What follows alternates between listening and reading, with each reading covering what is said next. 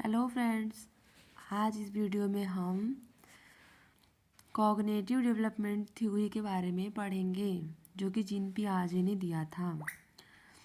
Gene पियाजे CTET के exam के लिए इम्पॉर्टेंट टॉपिक है।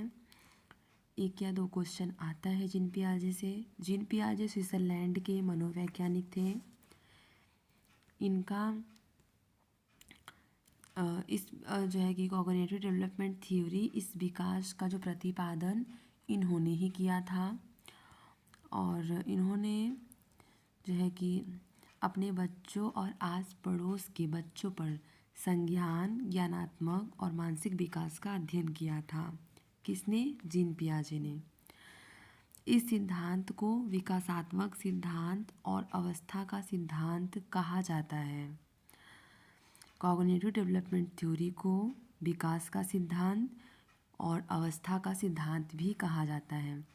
पियाजे का मानना है कि जैसे जैसे बच्चों में जैविक परिपक्वता, बायोलॉजिकल मैचुरेशन आती है, वैसे पियाजे का कहना था जो बच्चे हैं वो हमारे नन्हे वैज्ञानिक हैं और जो संसार के बारे में अपने सिद्धांतों की रचना करते हैं।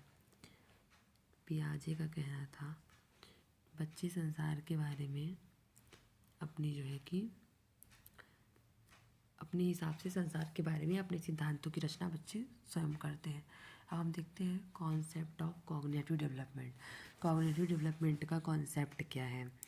तो पहला है एडॉप्टेशन, अनुकूलन, वातावरण के अनुसार अपने आप को ढालना अनुकूलन कहलाता है। इसकी दो प्रक्रिया हैं, एसिमिलेशन, आत्मसातकरण और समायोजन। पहला है आत्मसातकरण, पूर्व ज्ञान को नए ज्ञान के साथ जोड़ना आत्मसातकरण कहलाता है, जिसका मतलब होता है जैसे कि बच्चा जो है वो अपने पुराने ज्ञान को नए ज्ञान के साथ जोड़ता है। जैसे उसने कहीं पे कुत्ता देख लिया और उसने देखा कि कुत्ते के पास 4 टांगें होती हैं, एक पूँछ होती है, और ब्लैक कलर का कुत्ता देखा। फिर उसने कहीं दूसरी जगह वो जा रहा था, उसने वाइट कलर का कुत्ता देखा। तो बच्चा क्या करेगा? बच्चा ये समझ जाता है कि ये भी मतलब कुत्ता ही है, बस इसका कलर चेंज है, वो ब्लैक था, ये वाइट कलर है। तो ऐसा हो सकता है कि जो है कि एक ही जैसे जो जीव हैं उनका जो है कि कलर आपस में चेंज रहे, ये भी पॉसिबल है। बच्चा पिछले जो ज्ञान को नए ज्ञान के साथ जोड़ करके देखता है। दूसरा है समायोजन, पूर्व ज्ञान में परिवर्तन करके वातावरण के साथ तालमेल बिठाना समायोजन कहलाता है। जैसे कि इसका क्या एग्जाम्पल है, जैसे बच्चा कहीं जा रहा है और उसने बिल्ली देख ली, या अपने घर में ही है और उसने बिल्ली देख ली, तो अब वो क्या करेगा? उसका पिछला जो ज्ञान है कि 4 पैर होते हैं, लेकिन वो डॉग था, तो यहाँ पे कैट को देख रहा है और वो अपने पुराने ज्ञान में थोड़ा परिवर्तन करेगा कि अच्छा बिल्कुल डॉग के जैसी ही दिख रही है, लेकिन ये डॉग नहीं है, ये हमारा कैट है। तो बच्चा अपने ज्ञान के साथ समायोजन भी करना सीख जाता है। एंड जो है कि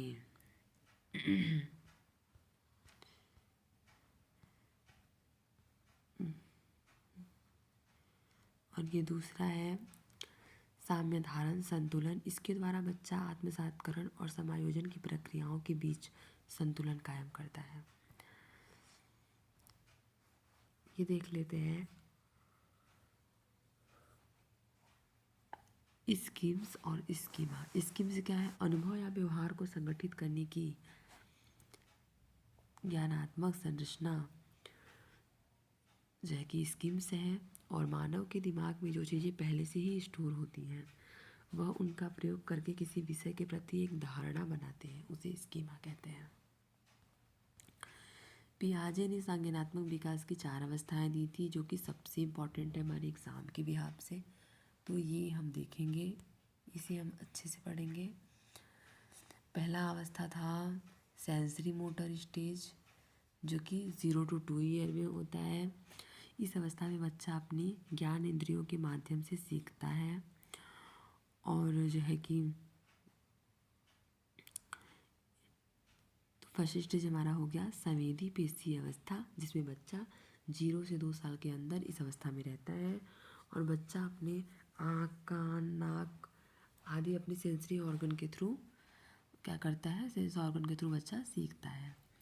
दूसरा स्टेज है प्री ऑपरेशनल स्टेज, 2 से 7 साल की एज तक ये अवस्था में रहता है। यह क्रिया करने से पहले की अवस्था है। इसमें बच्चा जो है कि एक बच्चे के क्रिया करने के पहले की अवस्था है। इसमें बच्चा सामने आने वाली चीज़ों को देखता है, समझता है, लेकिन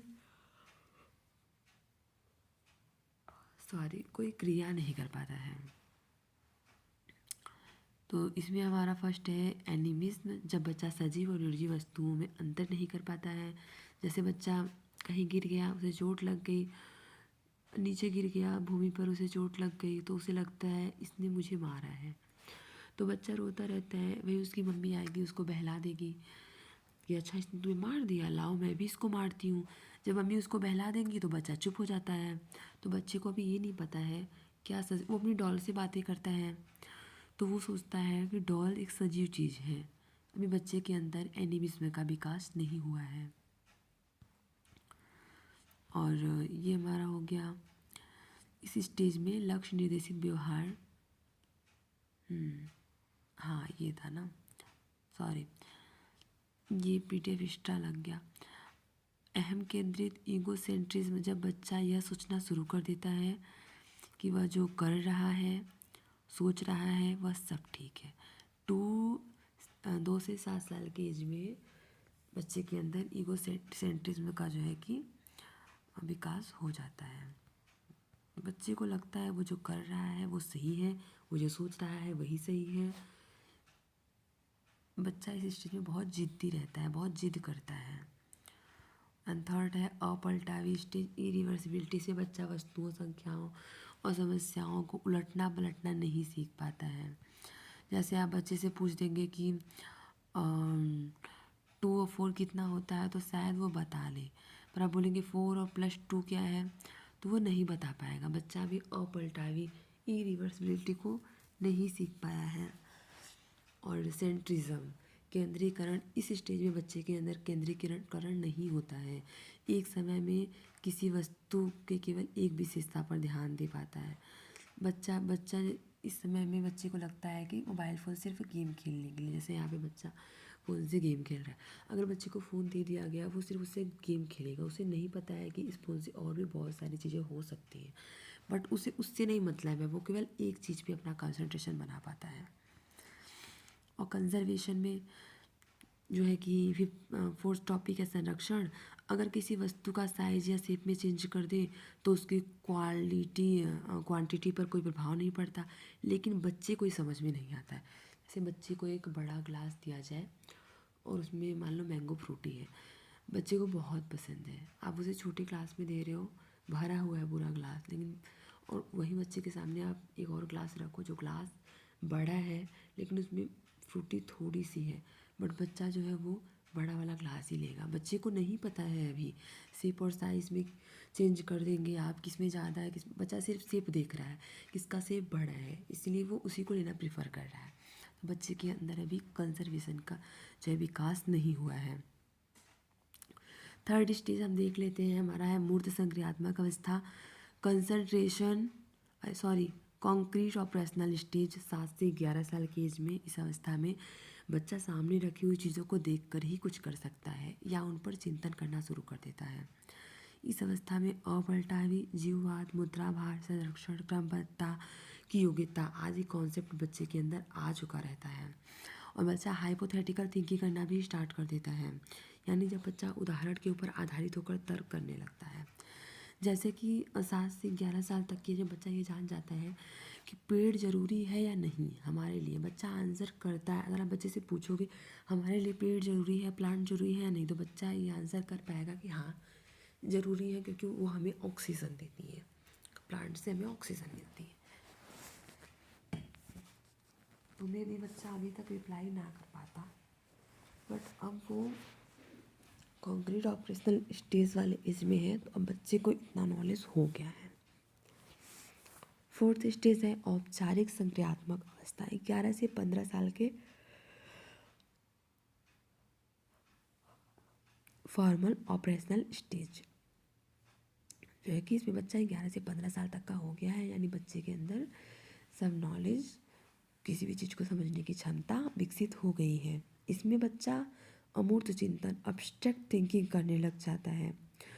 निगमनात्मक तर्कणा, इसमें बच्चा नियमों के ऊपर तर्क करने लगता है। अब बच्चे को अंदर अब्स्ट्रैक्ट थिंकिंग आ गई है, बच्चा सही गलत समझता है और जो है कि वो नियम से, निगमनात्मक तर्क, नियम से उदाहरण की ओर चीज़ों को वो समझता है। इसमें बच्चा नियमों के ऊपर तर्क करने लगता है। अब बच्चा नियमों के ऊपर तर्क भी करने उसको आ गया है। और हाँ, ये इंपॉर्टेंट टॉपिक है कि पियाजे के सिद्धांत की आलोचना, क्रिटिसाइज। पियाजे ने मानसिक विकास के चरणों के क्रम में अपरिवर्तनशील बताया था, लेकिन अगर बच्चे को अच्छा वातावरण दिया जाए तो वह अपनी अवस्था की क्षमता से अधिक सीख सकता है। ये बात बिल्कुल सही है। पियाजे ने ये कहा था, मतलब पियाजे ने जो स्टेज बताए, पियाजे का कहना था कि बच्चे का विकास इसी क्रम में होता है, लेकिन ऐसा नहीं है। अगर जो बच्चे को अगर क्षमता से अधिक या अच्छा वातावरण मिले तो वो ज़्यादा सीख सकता है, पर पियाजे का कहना था कि ऐसा नहीं है, जो कि इसी चीज़ को लेके पियाजे के सिद्धांत को क्रिटिसाइज भी किया गया। ठीक है, तो इस वीडियो में इतना ही। अब नेक्स्ट वीडियो में हम नेक्स्ट टॉपिक को कवर करेंगे। तब तक के लिए कीप सपोर्टिंग, थैंक यू।